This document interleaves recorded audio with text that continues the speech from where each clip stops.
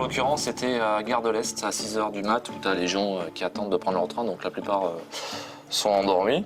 Tu as le mis en cause, il se met là, hein, il est juste ici, donc il regarde partout, hein, voir s'il n'y a pas un petit bagage à prendre. C'est tellement facile. Hop là, une petite sacoche. Vraiment culotté. C'est parti. Et le voleur ne s'arrête pas là.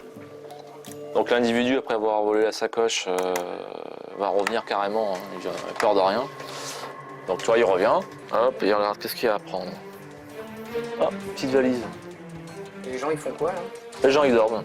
Les gens, ils dorment pépère, donc après avoir pris sa sacoche, il revient. Et une petite valise.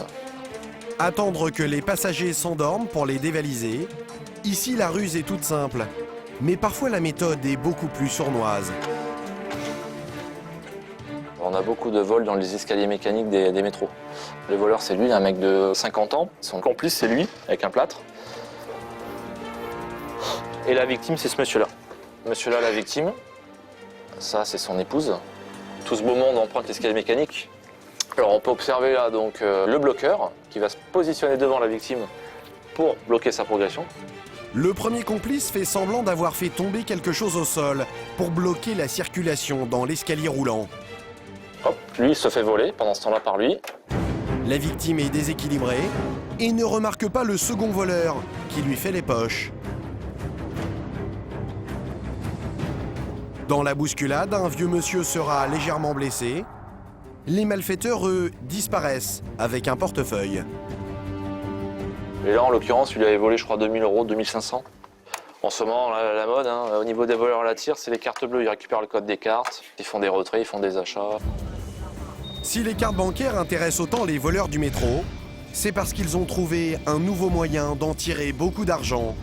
Nous allons le comprendre grâce à une affaire hors du commun qui mobilise Jérôme et son équipe. Hop. Installez-vous. Ces derniers jours, les victimes défilent dans son bureau. 2 voleurs du métro sévissent sans relâche. À chaque fois, c'est le même scénario. Tout commence au distributeur de billets. Alors pourquoi il vous a demandé de venir avec eux? Venez avec moi, venez avec moi. Il m'a pris Il va mes vous apporter une affaires. valise, effectivement, j'ai vu la Il m'a vidéo. pris mes affaires et puis suivez-moi, mais sinon ça n'ira pas, ça n'ira pas. En douce, il me parle comme ça. Ok. Le premier complice observe le code de la victime et détourne son attention. Le deuxième subtilise la carte bancaire. Ils ont volé juste la carte bancaire, on est d'accord. Le vol de la carte a eu lieu, étant donné mon sac était entrouvert, c'est ce même sac que j'ai là. Il m'a pris mon portefeuille. Ça va vite. Une carte bleue qui disparaît et très vite 1600 € qui s'envolent du compte en banque. Merci bien. Et plus les victimes tardent à s'apercevoir du vol, plus le préjudice est impressionnant. Exemple quelques heures plus tard, avec cette deuxième affaire.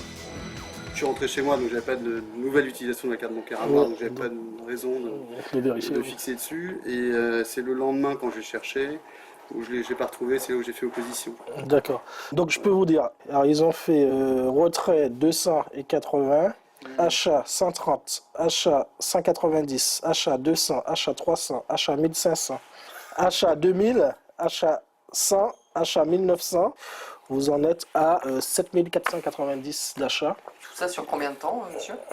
Le temps de faire opposition. C'est le premier de la journée. Une douzaine d'heures. Ouais. Ah ouais. Ces victimes seront remboursées par les assurances. Mais en attendant, leur compte est à sec. De toute façon, je vais vos coordonnées, je vous tiens au courant. Et suite. En une seule soirée, cette équipe de voleurs a dérobé 3 cartes bancaires et empoché 11 000 €. Jérôme veut intervenir rapidement. Première étape, éplucher les comptes des victimes pour trouver les magasins où les voleurs ont fait leurs emplettes.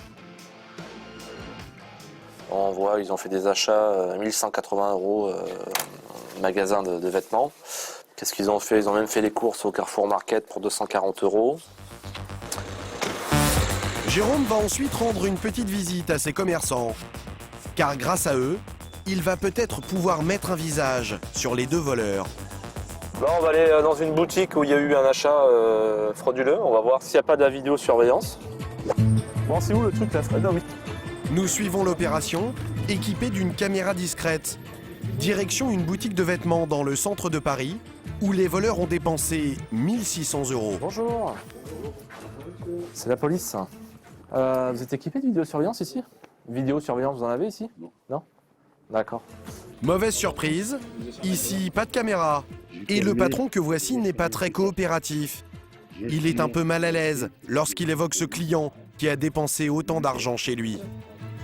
Les clients, c'est 19h, je crois, ou 19h15. Vous avez acheté une chemise? Non, elle a acheté 4 costumes, 4 costumes. 2 manteaux. Elle a acheté plein de choses. Et il a acheté pour combien? Je te comprends ça.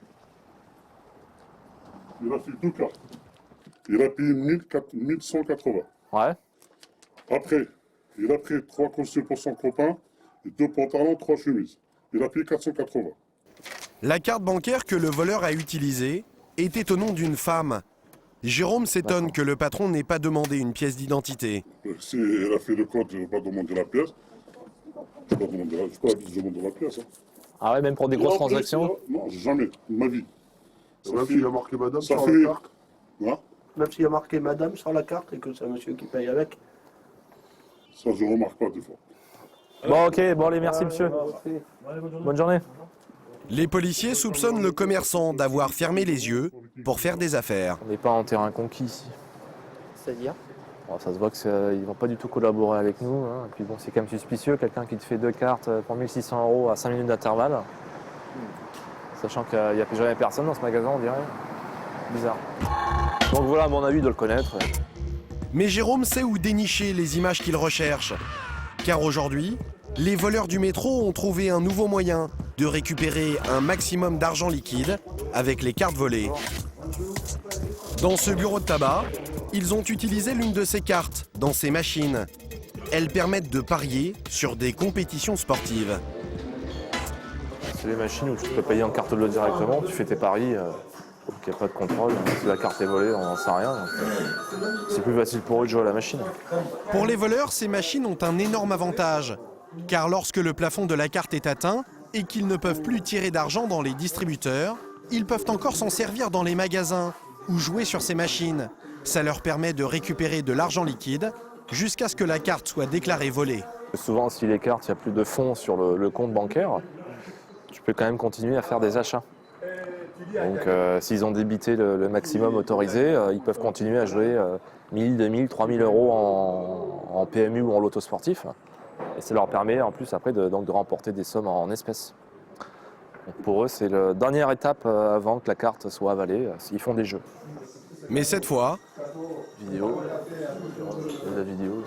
l'appât du gain va peut-être causer la perte de nos voleurs. Bonjour, c'est la police. Tiens, renseignement, s'il vous plaît, vous avez des caméras de surveillance? Oui. Vous en avez combien? Ici, les caméras enregistrent tout.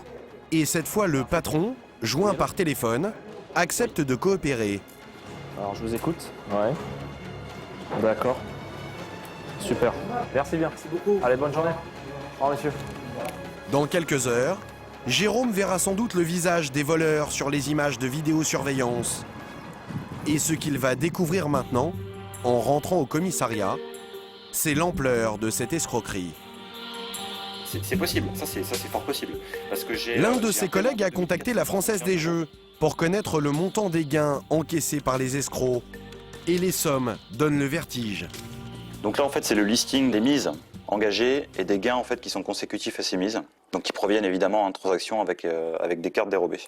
Donc là on a un gain de 4256 € sur un premier établissement, de 610 €, de 224 €, un quatrième de 224 €. 3 pages de gains 305 € au total. Les voleurs ont joué dans une dizaine de bureaux de tabac. 4 € encore.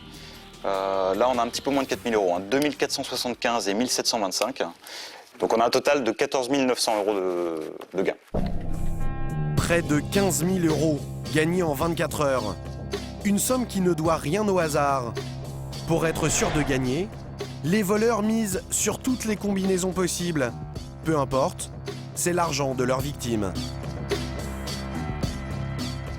On a des mises à chaque fois, donc 58 prises de jeu de 100 €, donc pour un total de 5 800 € de mise. Donc ça, c'est vraiment un préjudice pour les victimes de cartes bancaires, puisque c'est forcément imputé sur leur compte bancaire. Hein. Oui, c'est du bel escroc. En général, ils peuvent faire les 30 000, 50 000 € non. Jérôme et son équipe doivent arrêter au plus vite ces détrousseurs de cartes bleues. Christophe Christophe Viens voir, s'il te plaît. Et voilà le moment qu'ils attendaient. Ils viennent de recevoir les images de vidéosurveillance. On va regarder ça. Le suspect, c'est cet homme en polo blanc qui vient encaisser ses gains. Immédiatement, Jérôme identifie une figure bien connue de ce petit milieu.